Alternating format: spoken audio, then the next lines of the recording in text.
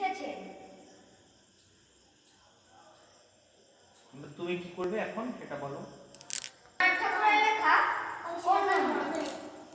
আমার মা না হয়ে তুমি আর কারো মা হলে ভাবছো তোমায় চিনতেম না, যেতেম না ওই কোলে। মজা আরো হতো ভারী, দুই জায়গায় থাকতো বাড়ি। আমি থাকতেম এই গায়েতে, তুমি পাড়ের গায়ে। এইখানেতেই দিনের বেলা যা কিছু সব হতো খেলা। দিন ফুরলেই তোমার কাছে পেরিয়ে যেতেম নায়ে। হঠাৎ এসে পিছন দিকে আমি বলতেম বল দেখিকে। তুমি ভাবতে চেনার মতো, চিনি নে তো তবু। তখন কোলে ঝাঁপিয়ে পড়ে আমি বলতেম গলা ধরে, আমায় তোমার চিনতে হবেই, আমি তোমার প্রভু।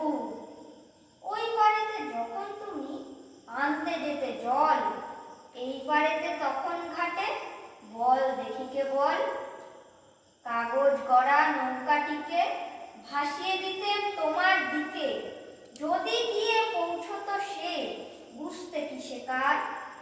সাঁতার আমি শিখি নিজে, নইলে আমি যেতেম নিজে। আমার পাড়ের থেকে আমি যেতেম তোমার পার। মায়ের পাড়ে অবুর পাড়ে থাকতো তফাৎ, কেউ তো কারে। ধরতে গিয়ে পেত নাকো, রইল না একসাথে। দিনের বেলা ঘুরে ঘুরে দেখা দেখি দূরে দূরে। সন্ধে বেলায় মিলে যেত অবুতে আর মাতে। তখন কি মার কিন্তু হঠাৎ কোনো দিনে যদি বিপিন মাঝি পার করতে তোমার পারে, নাই তো তোমার আজি।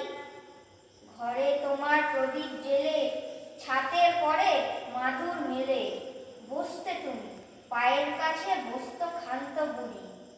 উঠত তারা সাত ভাইতে, ডাকত শিয়াল ধানের খেতে। উড়ো ছায়ার মতো বাদুর কোথায় যেত উড়ি। তখন কি মা দেরি দেখে ভয় হতো না থেকে থেকে।